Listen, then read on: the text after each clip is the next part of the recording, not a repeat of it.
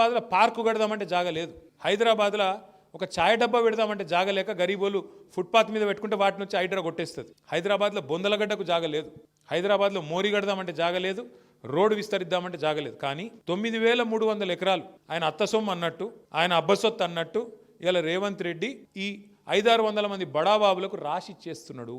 రాసిస్తే ఉతానే రాసిస్తాడు రేవంత్ రెడ్డి. నీకు తెలియదా, నాకు తెలియదా? ఇక అందులో 10% కాదు, ఎక్కువనే ఉన్నది. 50% ట్యాక్స్ ఉన్నది, ఆర్ఆర్ ట్యాక్స్. 50% వెనుకకు నూక్కుండే. ఇది కథ. అంటే 9300 ఎకరాలు, ఒక్కొక్క ఎకరం 50 కోట్లు, ఎంత?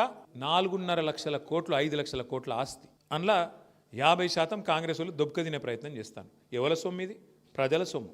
ప్రజల సొమ్ము, ప్రజల ఆస్తి. పారిశ్రామికవేత్తలకు ఉద్యోగాలు ఇస్తారని, పారిశ్రామికవేత్తలు రాష్ట్రానికి ఏమైనా ఆదాయం తెస్తారని ఇచ్చింది. ఇక నా ఇష్టం ఉన్నట్టు నేను అపార్ట్మెంట్లు కట్టుకుంటా, మాల్స్ కట్టుకుంటా, నీ అయ్యే సొమ్మా వాన అయ్యే సొమ్మా? పోయి కట్టుకొని కొనుక్కుంటారు కదా.